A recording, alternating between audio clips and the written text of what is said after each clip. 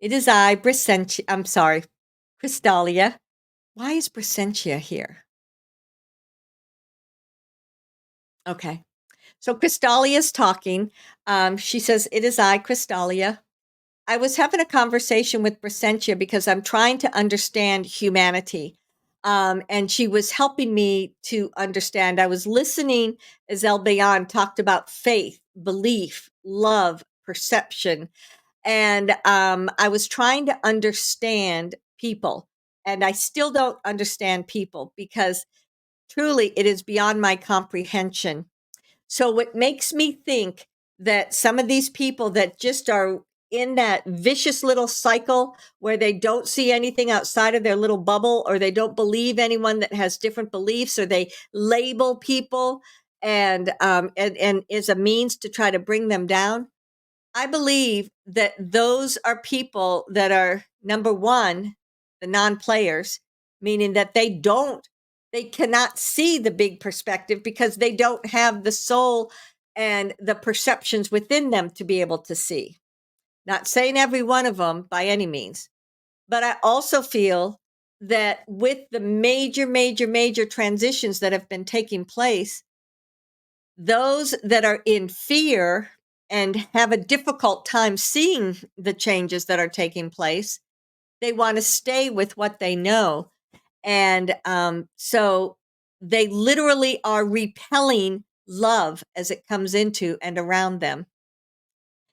Um, so that's what I was trying to comprehend from Brysentia, and she was helping me out as we were talking about it, is how could anyone want to repel love?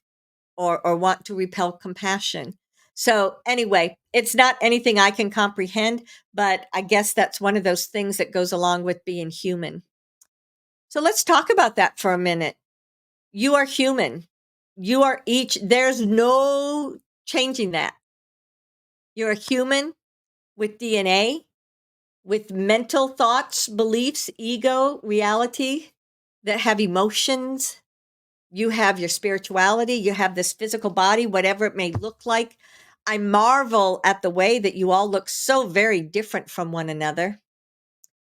So, being human is an honor, as far as I can see, because there is so much independence in each one of you. You're here, you're living on this planet, you're having these experiences, and sometimes they're incredibly hard. I look at some of these people and the pain, the sorrow they're going through, and it just hurts my heart. I look at some of these people so very sick, or their children are sick and struggling, and it hurts my heart.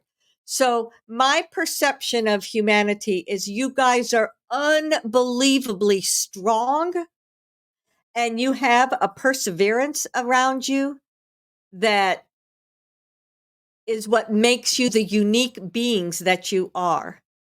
Looking at other people within this universe, there are other planets that do have people on them. They might not be entirely human like you are, but they do have experiences. But there's something about Earth, and there's something about the humanity on Earth that is an unbelievable experience. And some of you just have such pain and sorrow and suffering. So I know you're going to say, so what's the answer to that? Well, the answer to that is knowing that this lifetime is but one of thousands of lifetimes. It's remembering that as your soul, you are massive and infinite, and you will always go on long beyond this lifetime. And so remember who you truly are as your soul essence. Remember that there is way more love, light, compassion, and energy such as that than there are the struggles and the pain and the sorrow and the suffering. So if you are one of these people that is struggling in your life right now, then I would invite you to find wherever it is, even if it's a tiny window that you open up, find a way to receive love. So that takes me to my next point. I don't understand why people don't receive what is given to them sometimes. You guys sit there and soak in so many hardships and problems, but yet when people want to give you love, you suddenly reflect it out from you and you don't receive it. So, what inside of you is saying you can receive hardship, but you cannot receive love? I heard it just as I said it. Ego. It is your ego. And the ego is associated with you as the human in this lifetime. It's associated with those that want to control and manipulate. So it is associated with that wants to keep you small and held back. So I would say to you, remember that the ego is just this one lifetime and your soul is infinite. So if there's any way possible that you can find love within you, then just crack open that door, allow it to come in, and you will find that it becomes this wave of energy, this wave of love. It's coming to you from your soul. It's coming from Crystallia, and it's coming from your guardian angels and so many people that have just created life that is here in support of you. So be present in your life, be who you are, be open to receive love.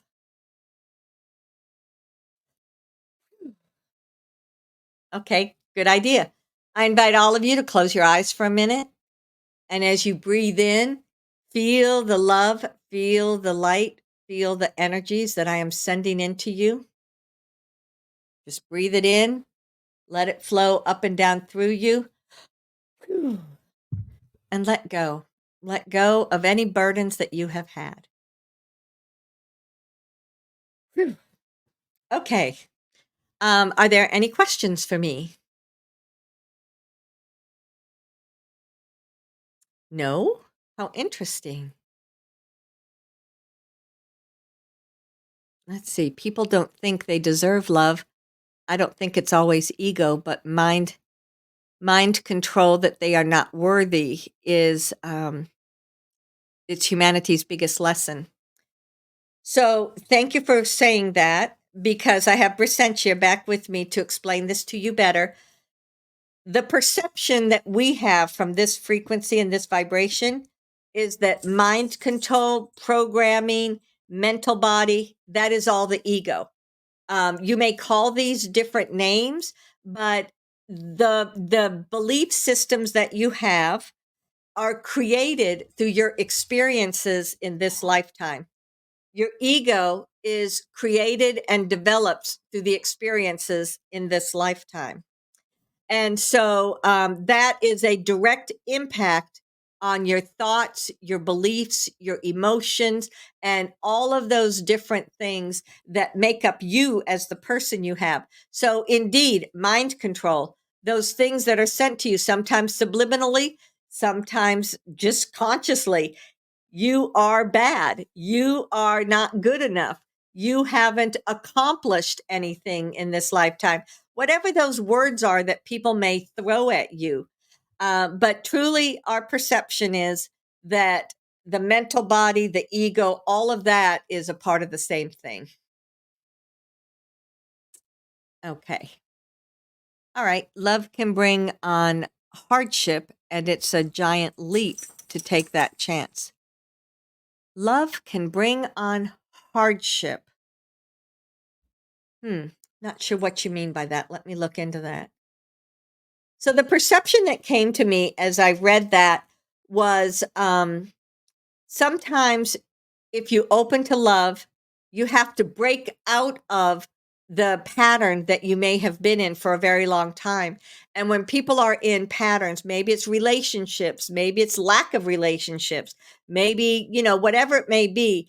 But if you've been in a particular process or particular experiences And then that love is shining a light on you, and you see, oh, let me go over here and try it. It may open you to something that's new and different, and there may be struggle in that takes you into that place, or it allows you to get past that. So yeah, I can see how love, the opening to love, does open you up to different experiences, and some of those experiences may take you through pain and sorrow and suffering. But ultimately, love is about helping you to expand into not only a bigger consciousness, but into much greater potentials within your life. So if the perception is that, oh, I opened up to love and now I have nothing but sorrow, no, that means you got stuck somewhere and you're cycling around in a cycle. And so break that open, let love and compassion fill it in, and look again, because love will take you onto a pathway that is much more fulfilling and rich in your life. Great statements and questions. Thank you.